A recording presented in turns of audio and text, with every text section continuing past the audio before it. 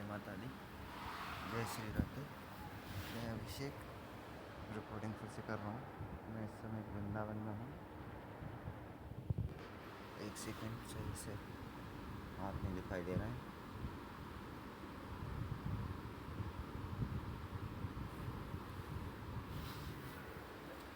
देखिए, इस समय मैं वृंदावन में हूँ। मैं आ गया था 3 तारीख को सुबह, घर से निकल चुका था। तो करीब 4 तारीख की सुबह, यानी कि 3 दिन पहले मेरे पास कंडीशन ऐसी आ गई थी। मैंने बोला था आपसे सबसे पिछली रिकॉर्डिंग में कि मैं अगली रिकॉर्डिंग जो बनाऊंगा उसमें सारे राज सारे भेद खोल दूंगा। लेकिन उससे पहले मैं नॉर्मल कंडीशन में वीडियो बनाना चाहता हूँ। नॉर्मल कंडीशन में हो, किसी कोई भी शक्ति का मेरे पर प्रभाव नहीं है, ना मेरी आत्मशक्ति का मुझ पर प्रभाव है। देखिए, ऐसा है कि 12-13 दिन हो चुके हैं। मैंने करने की बहुत कोशिश की, मुझे पता था कि पैसे लगेंगे, और मैं सोच रहा था कि नवरात्रि के 9 दिन में ही मैं आत्मशक्ति जागृत कर कुछ रिकॉर्डिंग करूं। लेकिन ये हो नहीं पाएगा। क्यों नहीं हो पाएगा? क्योंकि हर जगह पैसा लगता है। देखिए, यदि सबसे पहली बात, मैं आत्मशक्ति जागृत करता भी हूँ तो मेरी आत्मशक्ति बंधी हुई है, और इस कंडीशन में यदि मैं आत्मशक्ति जागृत करता हूँ तो मैं बहुत ही कमज़ोर, बहुत ही दुर्बल हो जाऊँगा। इतना भी ज़्यादा कमज़ोर कि फिर शायद मैं काम भी नहीं कर पाऊँ, और फिर कहाँ रहूँगा, क्या खाऊँगा, उसके लिए मुझे पैसे का सबसे पहले अरेंजमेंट करना पड़ेगा। किसी सुरक्षित जगह ऐसी ढूंढनी पड़ेगी, क्योंकि जब मैं आत्मशक्ति जागृत करूँगा उसके बाद कुछ शक्तियाँ भी होती हैं जो अटैक करती हैं मुझ पर, या कर सकती हैं, कुछ कहा नहीं जा सकता। और दूसरी चीज़ कि पहले भी मेरे साथ ऐसा हो चुका है। यदि मेरी आत्मशक्ति ज़रूरत से ज़्यादा जागृत हो गई तो फिर मैं नॉर्मल कंडीशन में नहीं रहता। मुझे मतलब कुछ ये तक याद नहीं रहता कि मैं कहाँ से आया हूँ, मैं कौन हूँ। बस मुझे अपना नाम पता रहता है और मैं किस जगह पर हूँ, वो जगह भी मुझे सही से याद नहीं होती। तो मैं एक बात पहले ही बता देता हूँ कि यदि मैं आत्मशक्ति जागृत करने के बाद रिकॉर्डिंग करता हूँ, और यदि टाइम, हाँ, गूगल टाइम अपडेट नहीं कर पाता हूँ, या फिर हाथों की लकीरें नहीं बता पाता हूँ, तो माफ़ करिएगा, वो समझ जाइएगा। मैं वीडियो वही अपलोड करूँगा, number by number, video number से कि कौन सी वीडियो किसके बाद की है, वो सब मैं अपलोड करूँगा। और देखिए, घर पे मैं आया हूँ, सुख तो हो रहा है। इस समय मेरे घर वालों को मुझे बहुत ज़्यादा ज़रूरत थी, बहुत ज़्यादा ज़रूरत थी, और ऐसे टाइम पे मैं घर से निकल कर आया हूँ। लेकिन मैं मजबूर हूँ। क्यों? क्योंकि ज़्यादा समय नहीं है। मुझे ना जाने कहाँ से क्यों ऐसा लग रहा है, या फिर मुझे किसी ने शायद बताया है, मैं बता नहीं सकता कि किसने बताया है कि कन्या के माता पिता उनकी विवाह की तैयारियां कर रहे हैं, शादी की तैयारी कर रहे हैं। लेकिन ये सही नहीं हो रहा है, क्योंकि पूरी सच्चाई सिर्फ मैं जानता हूँ।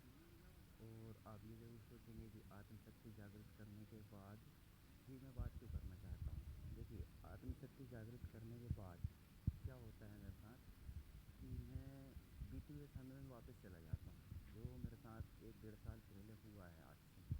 उस समय पे मेरे साथ क्या हुआ, मुझे क्या पता चला, क्या ज्ञान मुझे मिला, वो सब तभी पता चलता है जब मैं उस समय में वापस जाता हूँ। और उस समय में वापस जाने के लिए मुझे अपनी आत्मशक्ति को जागृत करना पड़ता है। थोड़ा सा प्रभाव अपने मस्तिष्क पर, अपने दिमाग पर लाना पड़ता है।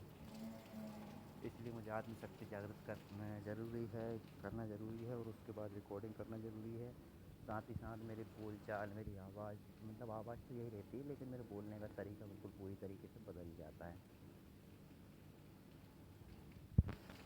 और देखिए, आप सबसे मेरी हाथ जोड़कर एक बहुत विनती है, निवेदन है, कि मैं हर चीज़ की रिस्क लेकर, ऐसा नहीं है कि मैं नादान हूँ, नासमझ हूँ, या फिर मैं पढ़ा लिखा नहीं हूँ, या फिर मैं कुछ जानता नहीं हूँ, मैं सोच नहीं रहा हूँ, समझ नहीं रहा हूँ कि आगे क्या हो सकता है, क्या नहीं।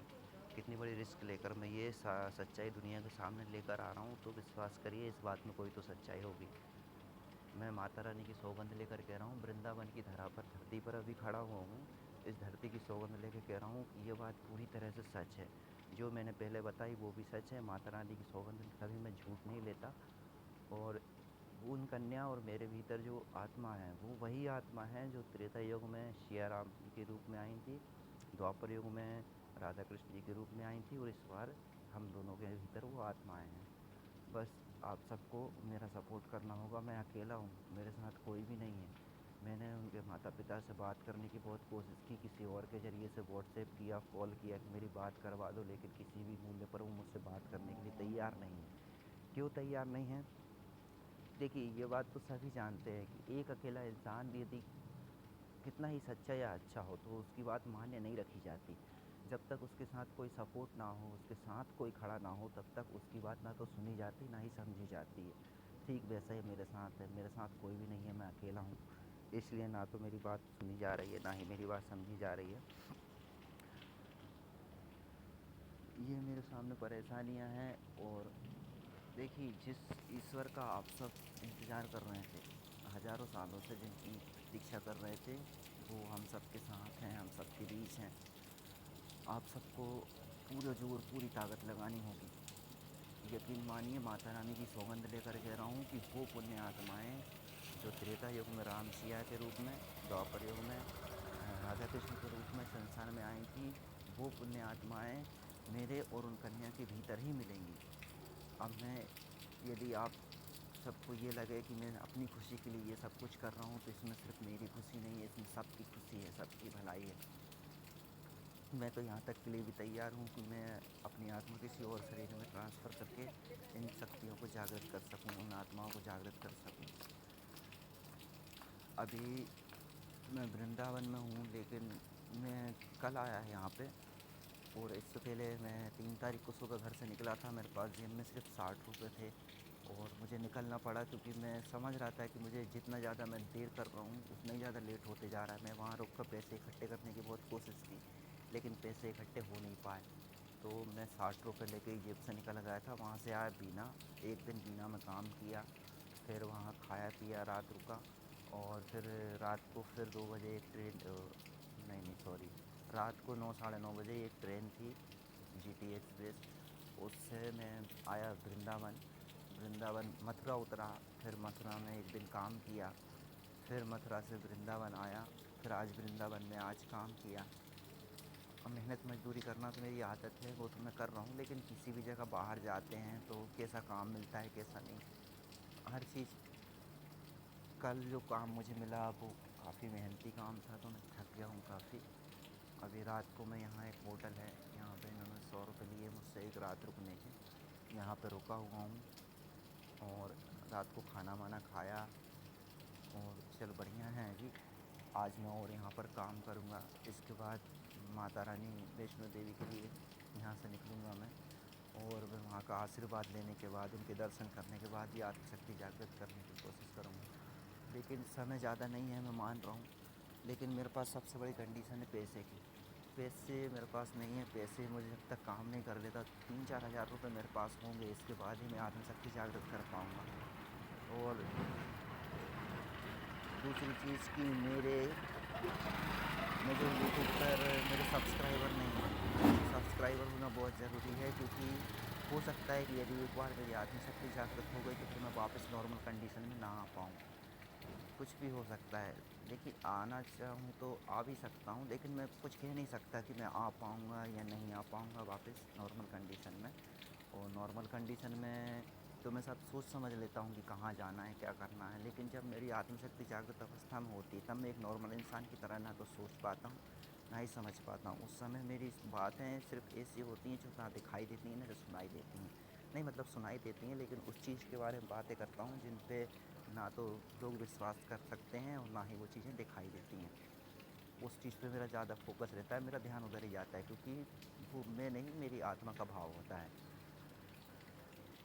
तो अब मुझे कुछ ऐसा भी कुछ और सोचना पड़ेगा कि मेरे यूट्यूब पर सब्सक्राइबर कैसे बढ़े, कैसे लोगों तक ये वीडियो पहुँचे।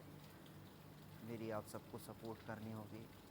भगवान के लिए, आप सबकी हंसी, आप सबकी खुशी के लिए मेरी सपोर्ट करिएगा। जन जन तक ये मैसेज जल्दी से जल्दी पहुंचाइए, क्योंकि ज़्यादा समय नहीं है।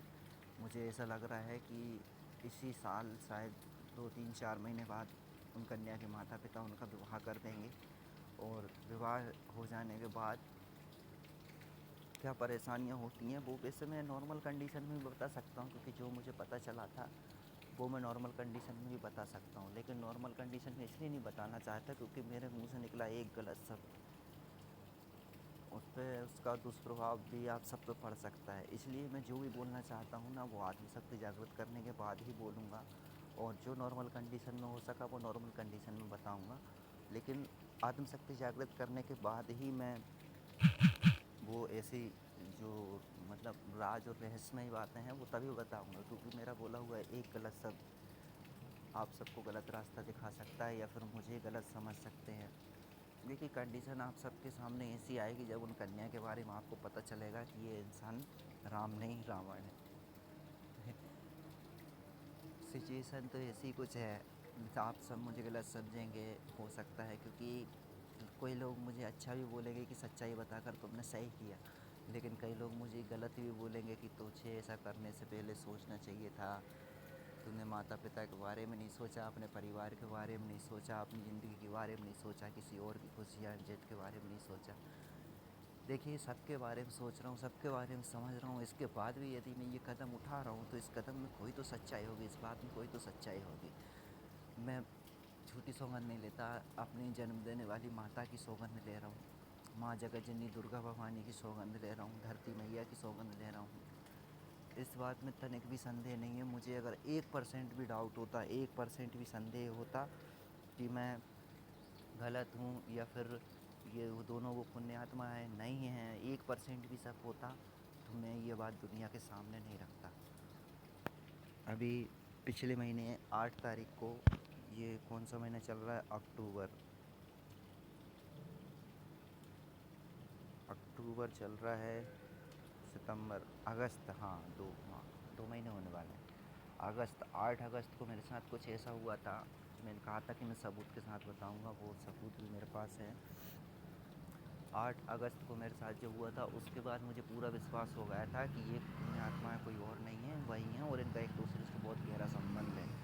वो मैं अगली वीडियो में बताऊंगा। ये अभी मैं सिर्फ ये वीडियो नॉर्मल इसलिए बना रहा हूँ क्योंकि मुझे अभी और समय लग सकता है। मैंने पूरी कोशिश की कि मैं नवरात्रि के 9 दिनों में ही आत्मशक्ति जागृत करके मैया के सामने, आप सबके सामने सच्चाई बताऊं, लेकिन ये हो नहीं पाएगा। सबसे बड़ी प्रॉब्लम मेरे पास है पैसे की, कि मुझे सब जब तक मेरे पास 2-3 हज़ार रुपये पैसे नहीं हो जाते और कहीं रहने की व्यवस्था नहीं हो जाती, क्योंकि देखिए ऐसे हम मैं जैसे एक हॉल में रुका हुआ हूँ, यहाँ 20-25 लोग भी रहते हैं। अब मैं इन सब के सामने आत्मशक्ति जागृत करके रिकॉर्डिंग करूँगा तो ये सब मुझे पागल समझेंगे या फिर अजीब अजीब मतलब सवाल करेंगे, क्या हुआ क्या नहीं हुआ। मैं चाहता हूँ मैं एकांत में रहूँ और मेरा अगला एक खुद का एक रूम हो जिसमें मैं आत्मशक्ति जागृत करूँगा, माँ की पूजा करूँगा, अर्चन करूँगा, और मुझे कोई रोकने या टोकने वाला ना हो। वैसे मेरी इच्छा थी कि मेरे साथ सपोर्ट में कोई एक इंसान, एक बंदा ऐसा होना चाहिए था जो मेरी सपोर्ट करता, मेरे साथ रहता, कहाँ जा रहा हूँ कहाँ नहीं जा रहा हूँ हर चीज़ में मेरे साथ होता। लेकिन मेरे पास ऐसा कोई ना तो दोस्त है और कोई ऐसा नहीं है जो मेरी मदद कर सके, और जो हैं वो भी गरीब हैं, वो अपने परिवार को चलाने में बिजी हैं, तो मैं उनसे मदद भी नहीं ले सकता। और भी मुझे कुछ ज़रूरी बातें करनी थी, तो मैं थोड़ी देर के लिए पॉज़ कर देता हूँ। पॉज़ करने के बाद सोचता हूँ कि मुझे क्या ज़रूरी बात करनी थी। जय माता दी, जय श्री राधे।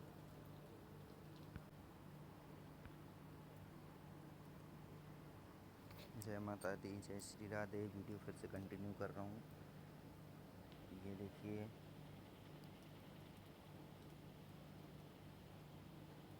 गूगल टाइम एक बार फिर से रिफ्रेश कर देता हूँ।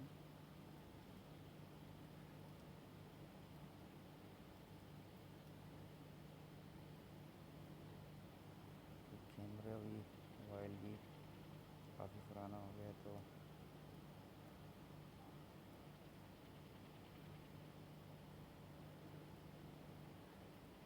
चलिए मैं रिफ्रेश करता हूँ एक बार गूगल टाइम फिर से।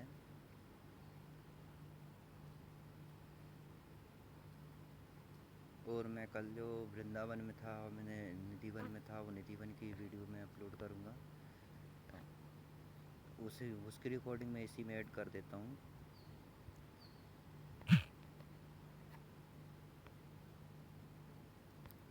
देखिए, जब सच्चाई आप सबके सामने आएगी तो स्वाभाविक सी बात है कि उन कन्या का जहाँ जन्म हुआ है उनके बारे में जब पता चलेगा तो आप सब मुझे गलत ही समझेंगे, लेकिन सच्चाई कुछ और है।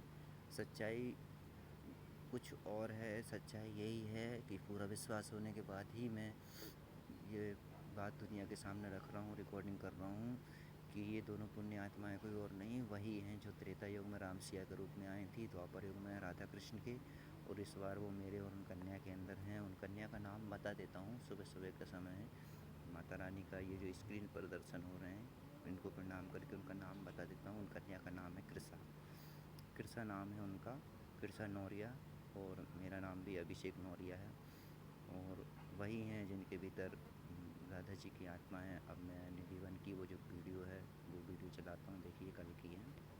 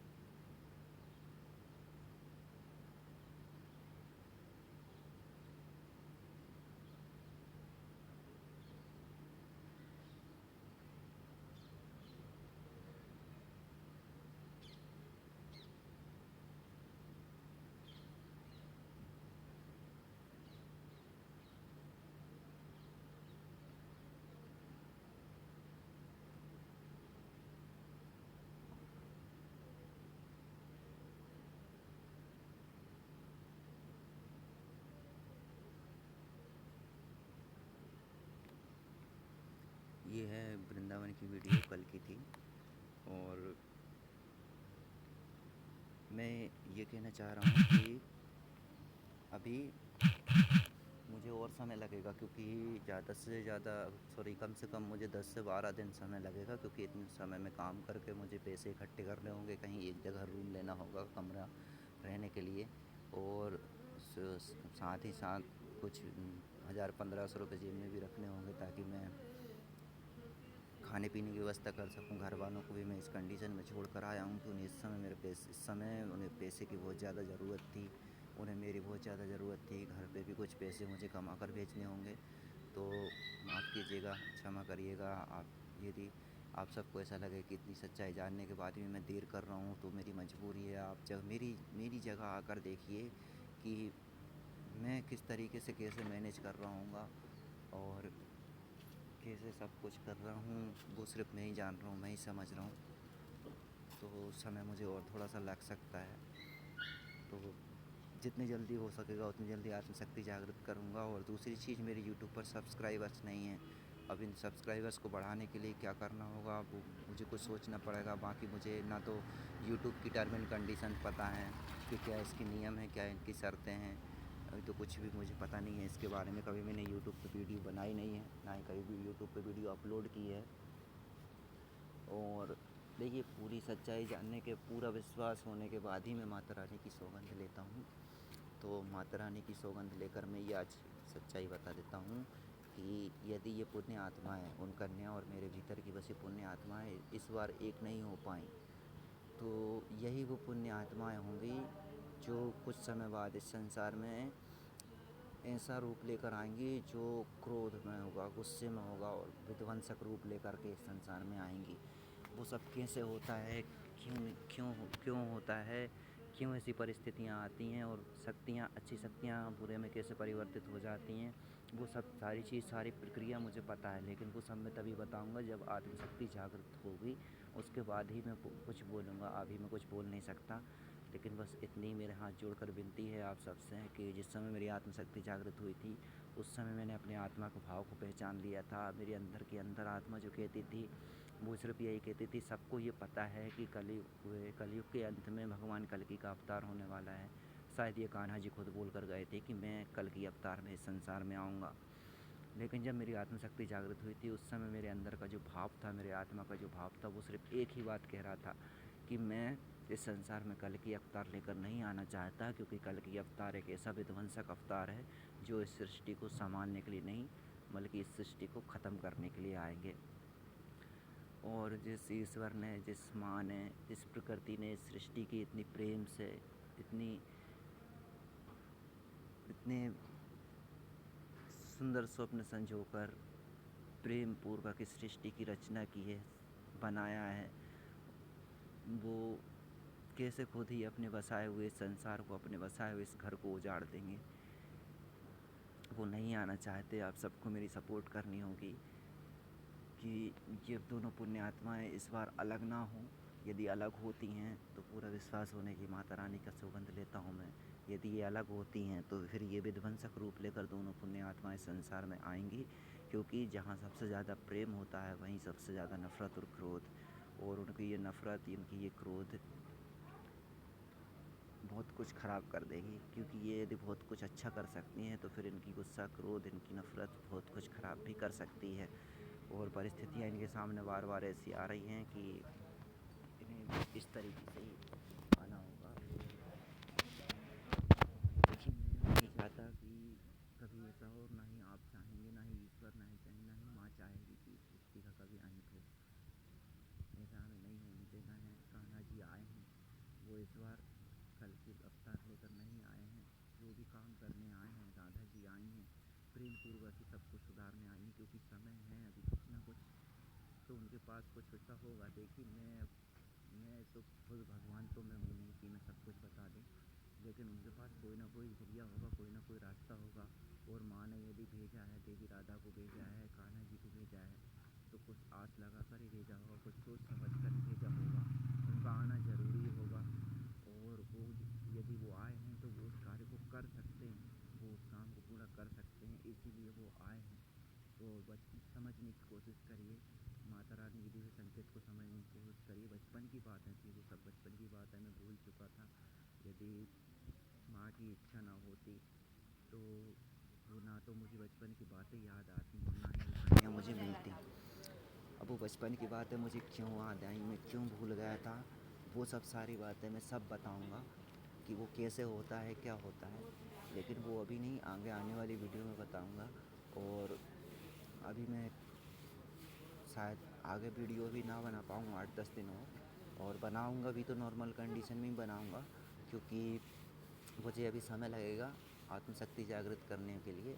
और जैसे जैसे आप सब मेरी सपोर्ट में आते जाएंगे, मुझे कहीं से सपोर्ट मिलती जाएगी, या कोई ऐसे साधक या कोई माँ के ऐसे भक्त मुझे मिलेंगे जो आत्मशक्ति जागृत होने के बाद मुझे संभाल सकें, तो मैं पूरी तरीके से अपनी आत्मशक्ति जागृत करूँगा।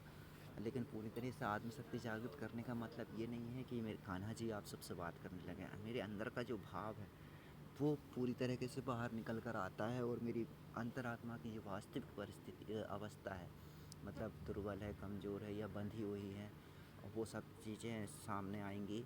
और साथ ही साथ अनुभव करने की क्षमता, जो उस समय मेरी अनुभव करने की क्षमता इतनी ज़्यादा तेज़ हो गई थी, बहुत ज़्यादा तेज़।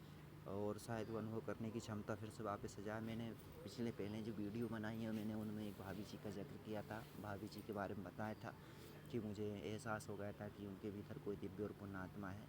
वो क्यों हुआ था, क्योंकि उस समय भी मेरी आत्मशक्ति थोड़ी सी जागृत थी, थोड़ी सी एक्टिव थी, मुझ पर उसका प्रभाव था। देखिए ऐसा तभी होता है जब हमारी आत्मशक्ति जागृत होती है और उस समय हमारे अनुभव करने की क्षमता बढ़ जाती है।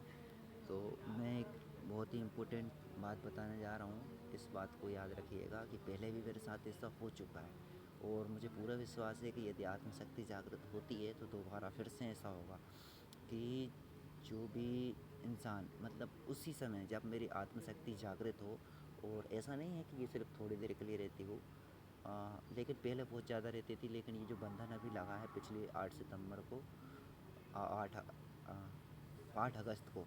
उसके बाद ज़्यादा समय तक के लिए तो नहीं रहती, फिर भी मैं पूरी कोशिश करूँगा कि मुझे उसके लिए खुला समय चाहिए, बिल्कुल पूरी छूट चाहिए और पूजन अर्चन बार बार करनी पड़ेगी और आत्मशक्ति जागृत करने के प्रयास बार बार करने पड़ेंगे। उस सब के बीच समय रहते मैं मजदूरी नहीं कर सकता, क्योंकि मेरे शरीर में उतनी क्षमता, उतनी हिम्मत नहीं रहती। और देखिए, उस समय जब क्या होता था मेरे साथ कि जब मेरी आत्मशक्ति जागृत अवस्था में होती थी, उस समय मेरे अनुभव करने की क्षमता इतनी तेज़ हो गई थी कि मैं अनुभव कर लेता था कि किस इंसान के भीतर कौन सी दिव्य आत्मा है, दिव्य शक्तियाँ हैं। और अनुभव मुझे हो जाता था, बट मैं ये नहीं पहचान पाता था कि उनके भीतर कौन सी शक्तियाँ हैं और वो कौन सी पुण्यात्मा है। और ऐसा होता था पहले कि जो मेरी आत्मशक्ति जब जागृत अवस्था में होती थी, उसी अवस्था में यदि कोई इंसान, कोई मनुष्य मेरे पास आते थे, तो उनकी भी आत्मशक्ति जागृत होने लगती थी।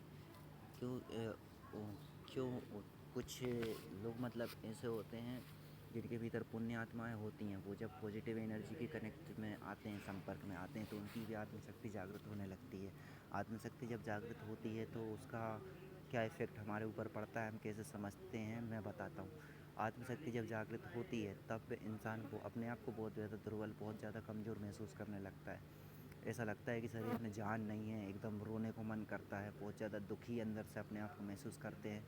वो होता कब है, वो क्या होता है, वो हमारा नहीं, हमारे अंतरात्मा का भाव होता है कि वो किस अवस्था में है। वो वास्तविकता निकल कर के सामने आती है और वो मेरे साथ तब होता है जब मेरी आत्मशक्ति जागृत अवस्था में हो। क्योंकि जब एक आत्मा को दूसरी आत्मा से एक सहारा मिलता है ना, जैसे बोलो कि मतलब जैसे कोई आपको अपना सहारा देने के लिए आगे आया हो, आपके सामने हो, तो आप तड़फड़ा कर उठते हैं, उठना चाहते हैं, उनसे सहायता मांगने की कोशिश करना चाहते हैं। तो यही होता है कि जब मेरी आत्मशक्ति जागृत अवस्था में होगी, उस समय यदि कोई पॉजिटिव आत्मा रखने वाला, कोई सकारात्मक दिव्य आत्मा को धारण करने वाला शरीर, कोई इंसान, कोई मनुष्य, कोई प्राणी मेरे पास आते हैं, तो यदि उन्हें ऐसा फ़ील होता है कि वो अपने आप को बहुत दुर्बल, बहुत कमज़ोर महसूस कर रहे हैं, दुखी महसूस कर रहे हैं, तो मतलब समझिएगा कि आपकी भी आत्मशक्ति जागृत होने का प्रयास कर रही है, क्योंकि आपके भीतर भी कोई ना कोई पॉजिटिव, कोई ना कोई अच्छी दिव्य शक्ति, दिव्य आत्माएँ, पुण्य आत्माएँ आपके भीतर हैं। और दूसरी चीज़ ये होता है कि जब हम दुखी होते हैं, परेशान होते हैं, रोते हैं या किसी चीज़ को लेकर बहुत ज़्यादा दुख होता है, तो हम सबसे पहले ईश्वर को याद करते हैं, भगवान को याद करते हैं, अपने इष्ट को याद करते हैं। और अपने जब इष्ट को जब हम याद करते हैं तो सबसे पहले हमारी आवाज़ किस तक पहुंचती है? सबसे पहले पहुंचती है हमारे अंदर ही बैठे ईश्वर के पास, हमारे अंदर बैठे भगवान के पास। और आत्मा ही परमात्मा है, तो सबसे पहले वो हमारी मदद करने की कोशिश करती हैं। और जब वो जागृत होने की कोशिश करती हैं तो जागृत अवस्था उनकी उस जागृत जब वो जागृत होने की कोशिश करती हैं तो वो उसी अवस्था में जागृत होने की कोशिश करती हैं जिस अवस्था में वो वर्तमान समय में होती हैं। यदि वो बंधी हुई हैं, कमज़ोर हैं, दुर्बल हैं, तो वो आपको भी महसूस होगा कि आप बहुत ज़्यादा कमज़ोर हैं, दुर्बल हैं, बंधे हुए हैं, या आप में बिल्कुल शक्ति नहीं है, आप बहुत ज़्यादा अंदर से रोना आ रहा है। यही होता है, ये आपका नहीं, आपकी अंदर बसी भीतर आत्मा की वास्तविक वर्तमान अवस्था होती है। तो ये सब मेरे साथ पहले भी हो चुका है और शायद ये सब आपके साथ आगे भी मेरे साथ ये सब हो।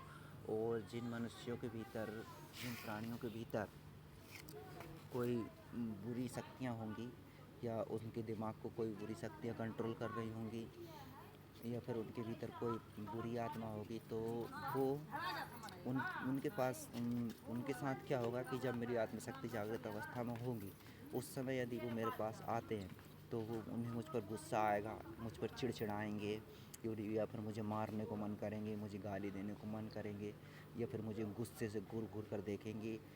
मतलब चिड़चिड़ी टाइप की अंदर से जो होती है, एलर्जी टाइप की अंदर से महसूस करेंगे।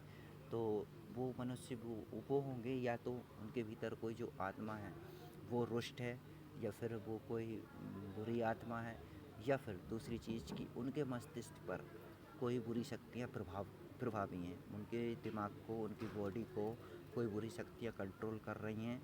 और वो मुझ पर चिड़चिड़ाएंगे भी, मुझ पर गुस्सा भी करेंगे। और ये हो सकता है, और अब वो चिड़चिड़ाहट, वो गुस्सा, वो एनर्जी किस हद तक बढ़ सकती है, अब इसके बारे में मैं भी नहीं जानता। तो ये थी मेरी आज की वीडियो, कुछ ज़रूरी बातें थी जो मैंने आप सबको बता दी। और भगवान के लिए, माँ के लिए। माँ ने यदि इस संसार में दोनों पुण्यात्मा को भेजा है तो कोई आशा उम्मीद के साथ ही भेजा होगा, और सबकी अच्छाई, सबकी हंसी, सबकी खुशी के लिए संसार में भेजा है। मैं अकेला हूँ, मेरे साथ कोई नहीं है। मुझे आप सबकी सपोर्ट की ज़रूरत है, आप सबकी मदद की ज़रूरत है। मेरी सपोर्ट करिएगा, मेरी मदद करिएगा, जन जन तक ये बातें पहुँचाइएगा। और जो मैंने बताया है कि कोई ऐसे साधु संत महात्मा, कोई ऐसे दिव्य पुरुष जिनकी दिव्य दृष्टि खुली हो, जो बीती हुए समय में जाकर जो पता कर सकें कि मेरे साथ बीती हुए समय में क्या हुआ है। समय बता चुका हूँ मैं। पिछले साल 2023 के रक्षाबंधन के 1 महीने पहले ये हाथों की लकीरों पे मेरा नाम आया था, आसमान से बिजली गिरी थी, तब मुझे बचपन की सारी बातें याद आई। उसके बाद कैसे मेरी आत्मशक्ति जागृत होती गई और फिर कैसे कैसे बंधन लगते गए। कुछ बातें अभी मैं बता रहा हूँ, कुछ पहले वीडियो में बता चुका हूँ, और जो भी कुछ बातें बाकी हैं वो आगे आने वाली वीडियो में बता दूँगा। तो मेरी पूरी सपोर्ट करिएगा। देखिए, बहुत ही सोच समझ कर सारी बातें जानने समझने के बाद, पूरा विश्वास होने के बाद ही मैं ये सच्चाई, ये बातें दुनिया के सामने रख रहा हूँ। और यदि उन कन्या का विवाह यदि और किसी और के साथ हो जाता है, यदि मेरे साथ नहीं होता है, तो उन कन्या का विवाह उन्हीं के साथ होना चाहिए जिनके भीतर मेरी आत्मा हो। अब आत्मा ट्रांसफ़र करने के लिए भी मैं तैयार हूँ, लेकिन यदि उनका विवाह किसी और के साथ हो जाता है तो उसका क्या दुष्प्रभाव आने वाले समय में पड़ेगा, और क्या होता है, क्या दुष्प्रभाव पड़ेगा, वो मैं आत्मशक्ति जागृत करने के बाद बताऊंगा। और मैंने एक वीडियो में पहले भी कहा है कि पुण्यात्माएं, दिव्य आत्माएं संसार में आती हैं और कैसे अपना काम किए बिना ये संसार से वापस चली जाती हैं। उनकी क्या प्रक्रिया होती है, क्या उनके साथ होता है, वो सब मैं बताऊंगा। और माता रानी की सौगंध लेकर मैं एक बार फिर बोल देता हूँ कि जो भी मैं बातें बता रहा हूँ, या जो भी बातें मैंने बताई हैं, जो भी बातें मैंने बताऊँगा, वो सभी बातें ना तो मैंने किसी से पूछी हैं, ना ही कहीं पढ़ी हैं, ना ही कहीं सुनी हैं। मैंने जो भी बता रहा हूँ वो सब मेरे खुद का अनुभव है। जब मेरी आत्मशक्ति जागृत हुई उस समय मुझे कुछ अनुभव मिला, कुछ मुझे अपने बचपन से मतलब अभी तक के बीते समय में अनुभव मिला, और अभी भी मुझे अनुभव मिल रहा है कि मैं कुछ और भी बातें, जो मेरे पास कुछ ऐसे प्रश्न अभी भी थे मन में, उन प्रश्नों के जवाब धीरे धीरे मुझे मिलते जा रहे हैं। तो नॉर्मल कंडीशन में आने के बाद मुझे भी वो सवालों के जवाब मिलते जा रहे हैं। सारे सवालों के जवाब, सारी सच्चाई बताऊंगा। तो वीडियो देखते रहिएगा और जन जन तक ये बात पहुंचाइएगा। और जितनी जल्दी से जल्दी हो सके, हाथ जोड़कर विनती है कि उन कन्या के माता पिता के बारे में बता दूंगा कि वो कन्या कौन है, उनके माता पिता का नाम क्या है, वो कहाँ रहती हैं। जल्दी से जल्दी सिर्फ हाथ जोड़कर मेरी विनती है कि सिर्फ एक निवेदन मेरा उन कन्या के माता पिता से भी है और आप सबसे भी है कि जब तक पूरी सच्चाई बाहर नहीं आ जाती, जब तक के लिए रुक जाएं, उन कन्या के माता पिता का विवाह ना करें। सॉरी, उन कन्या के माता पिता उन कन्या का विवाह ना करें। बस कितना समय लगेगा, ज़्यादा से ज़्यादा 6 महीने, 1 साल, 2 साल, इतना ही समय लगेगा। इतने समय से ज़्यादा तो नहीं लगेगा, सारी सच्चाई बाहर आ जाएगी, क्या बात है क्या बात नहीं है।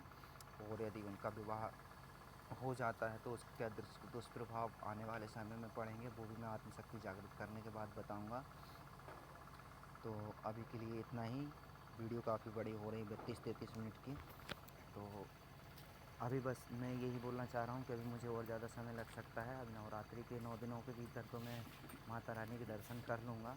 वैष्णो देवी जी जाऊँगा, दर्शन भी करूँगा, उनके चरण स्पर्श भी करूँगा, उनसे आशीर्वाद भी लूँगा कि माँ मेरी सहायता करना, क्योंकि मैं जो जो करने जा रहा हूँ वो सबकी हित और भलाई के लिए करने जा रहा हूँ। और मैं ऐसी चीज़ के बारे में बता रहा हूँ इंसानों को, आप सबको, जो ना तो दिखाई देती हैं और ना ही शायद आप सबके लिए में से बहुत कम लोगों के लिए ये एक्सपीरियंस पुराना होगा, या जिसकी आत्मशक्ति जागरूक हो चुकी होगी उन्हें इन सब बातों पर विश्वास होगा कि हाँ ऐसा सच में होता है। या फिर कोई साधु संत महात्मा गुणी विद्वानों को ही, साधकों को ही ये बातें पता होती हैं कि हाँ ये सब कुछ सच में होता है। बाकी नॉर्मल इंसानों को इन सब बातों पर विश्वास नहीं होता कि ऐसा होता भी है। मैं भी देखो पढ़ा लिखा हूँ, पर मुझे भी पहले इन सब बातों पर विश्वास नहीं होता था। मैं भी बस नॉर्मल इंसानों की तरह ही भगवान की पूजन भक्ति करता रहता था। कभी जल चढ़ा दिया, कभी दीपक जला दिया, चंदन कर दिया, बस इतना ही करता था। बाकी मुझे विश्वास नहीं होता था कि शक्तियाँ होती भी हैं, शक्तियाँ काम भी करती हैं, और ये किस तरीके से काम करती हैं और किस तरीके से नहीं, वो सब मुझे पहले विश्वास नहीं होता था, लेकिन जब मेरे साथ ऐसा हुआ तब मुझे विश्वास हुआ। और अब वो तो सब एक नियति का खेल था कि ये सब होना था, शायद इसलिए हुआ। माँ को सच्चाई तक मुझे पहुंचाना था कि वो मैं उन कन्या को पहचान जाऊँ, उन कन्या को मुझे वो मिल जाए मुझे। और मुझे वो कन्या मिल चुकी हैं, बचपन की बातें याद आ चुकी हैं। तो बस अब मैं इसी आशा उम्मीद के साथ ये बात दुनिया के सामने रख रहा हूँ कि आप जिस ईश्वर को आप सब बहुत समय से, लंबे समय से याद कर रहे थे, आज वो ईश्वर हम सब के साथ है, हम सब के बीच हैं। बस उन ईश्वर को हमें प्राप्त करना है, सबके सामने लेकर आना है, आत्मशक्ति जागृत करने में मेरी सहायता करनी है और सच्चाई तक पहुंचना है।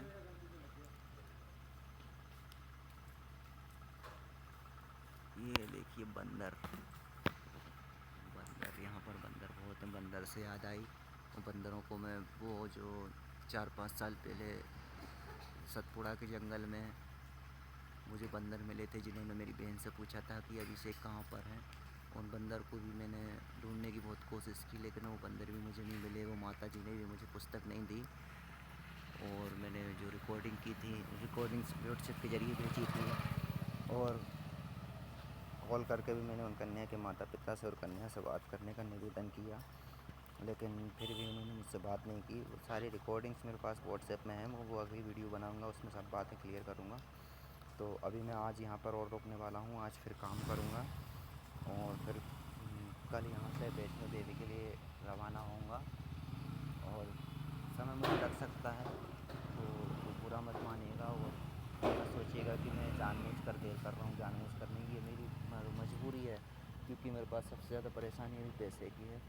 मुझे पैसे इकट्ठे करना होगा, और दूसरी चीज़ सब्सक्राइबर मेरे पास नहीं है, तो उनके लिए मुझे कुछ सोचना होगा। वीडियो काफ़ी बड़ी हो रही है, तो जय माता दी, जय श्री राधे।